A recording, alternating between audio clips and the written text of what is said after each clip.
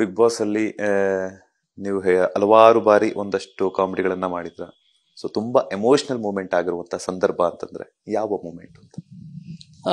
ಯಾವ ಮೂಮೆಂಟು ಅಂದರೆ ನಿಮ್ಮ ಜೀವನದಲ್ಲಿ ಮರೆಯಲಾಗದ ಒಂದು ಘಟನೆ ಹೇಳಿ ಅಂತ ಅಂತಾರೆ.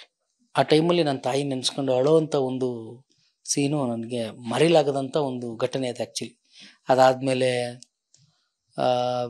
ಬಿಗ್ ಬಾಸ್ ಮನೆಯಲ್ಲಿ ನನ್ನ ಹೆಂಡ್ತಿಗೋಸ್ಕರ, ನನ್ನ ಹೆಂಡ್ತಿ ಕಳಿಸಿರೋ ಲೆಟ್ರ್ ಪಡ್ಕೊಳ್ಳೋಕ್ಕೋಸ್ಕರ ಒಂದು ಗೇಮ್ ಆಡ್ತೀನಿ. ಆ ಗೇಮು ತಲೆ ಮೇಲೆ ಬಾಕ್ಸ್ ಇಟ್ಕೊಂಡು ನಿಂತ್ಕೋಬೇಕು. ಅದು ಎಕ್ಸ್ಟ್ರಾರ್ಡಿನರಿ ಮೆಮೊರಿ ಅದು ಆ್ಯಕ್ಚುಲಿ.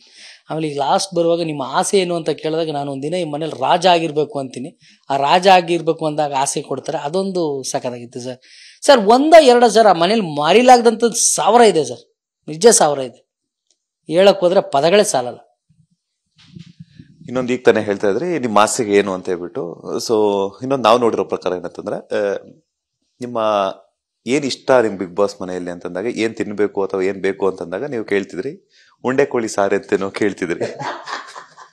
ಸೊ ಅದು ಸಿಕ್ಕಾಪಟ್ಟೆ ಸೋಷಿಯಲ್ ಮೀಡಿಯಾದಲ್ಲೆಲ್ಲ ಸಿಕ್ಕಾಪಟ್ಟೆ ವೈರಲ್ ಆಗೋಯ್ತು. ಅಂಡ್ ಎಷ್ಟು ಜನ ಎಲ್ಲಾರು ಆ ವಸ್ತು ಬೇಕು ಈ ವಸ್ತು ಬೇಕು ಅಂದ್ರೆ ಇವ್ರು ಉಂಡೆ ಕೋಳಿ ಸಾರು ಬೇಕು ಅಂತ ಕೇಳ್ತಿದ್ರು. ಸೊ ಅದನ್ನ ಏನ್ ಕೇಳಿದ್ವಿ ಅಂತ ಹೇಳ್ಬಿಟ್ಟು ಮಿಸ್ ಮಾಡ್ಕೊಂತಿದ್ರ ಬಿಗ್ ಬಾಸ್ ಮನೆಯಲ್ಲಿ ನಾನ್ ವೆಜ್ ನ ಅಂತ? ಈಗ ಬಂದು ಹೋಗ್ಬಿಡ್ತಾರೆ, ಏನಾದ್ರು ಒಂದು ಆಸೆ ಇರುತ್ತೆ, ಓಕೆ. ಅದ್ರ ಉಂಡೆ ಕೋಳಿ ತಿಂದ್ರೆ ಸಂಜೆವರೆಗೂ ತೃಪ್ತಿಯಾಗಿರ್ತದೆ ಅಂತ ಅದು ನಾನು ಒಬ್ಬನೇ ತಿನ್ಬೇಕು ಅಂತ ಕೇಳ್ಕೊಂಬಿಟ್ಟಿದ್ದೆ. ಕೊನೆಗೆ ಭಯ ಆಗೋಗ್ಬಿಡ್ತು ವಿನಯ್ ಊಟ ಕೊಡ್ಸಿದ್ಮೇಲೆ.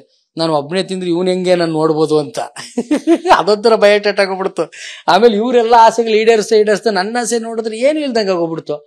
ಕ್ಯಾಪ್ಟನ್ ಆಗ್ಬೇಕು ಅನ್ನೋದು ಅದನ್ನು ಈಡೇರಿಸಲಿಲ್ಲ. ಕೊನೆಗೆ ಕ್ಯಾಪ್ಟನ್ಸಿ ಕೊಟ್ಟು ಎಲ್ಲ ಮಾಡಿದ್ರು, ಅದಂತೂ ಭಾರಿ ಖುಷಿ ಆಯ್ತು.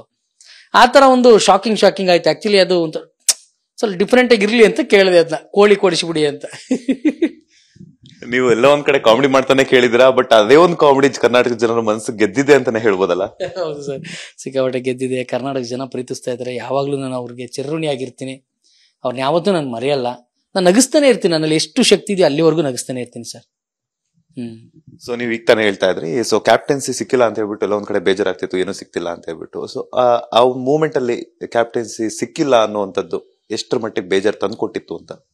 ಸರ್ ನಿಜವಾಗ್ಲೂ ಕ್ಯಾಪ್ಟನ್ಸಿ ಸಿಗ್ಲಿಲ್ಲ ಅಂದಿದ್ದು ಮನಸ್ಸಿಗೆ ತುಂಬಾ ನೋವಿತ್ತು ಸರ್. ಈ ಮನೆಗೆ ಬಂದ್ಮೇಲೆ ಕ್ಯಾಪ್ಟನ್ಸಿ ರೂಮ್ ಅನ್ನು ಸರಿ ನೋಡ್ಕೊಂಡು, ಆ 8 ಇಂಚಿನ ಬೆಡ್ ಮೇಲೆ ಮಲಿಕೊಂಡು, ಅಲ್ಲಿಂದ ಆಟ ಆಡ್ಕೊಂಡು ಮನೆಯನ್ನೆಲ್ಲ ಲೀಡ್ ಮಾಡ್ಬೇಕು ಅನ್ನೋ ಆಸೆ ಮೊದಲಿಂದನೂ ಇತ್ತು. ಅದು ಯಾಕೋ ಈಡೇರ್ಲಿಲ್ಲ.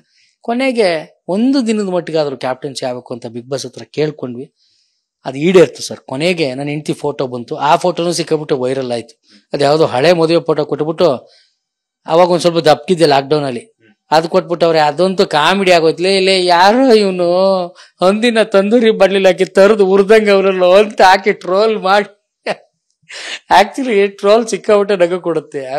ಅವ್ರ ಕ್ರಿಯೇಟಿವಿಟಿಗೆ ಮೆಚ್ಚಬೇಕು. ಅವರೆಲ್ಲ ಸಿಕ್ಕಾಬಿಟ್ಟೆ ಚೆನ್ನಾಗಿ ಮಾಡಿದ್ರು. ಅದು ಖುಷಿ ಆಗುತ್ತೆ ಸರ್. ಆಕ್ಚುಲಿ ಕ್ಯಾಪ್ಟನ್ಸಿ ಆಯ್ತು, ಅದು ಪೂರ್ಣ ಆಯ್ತು.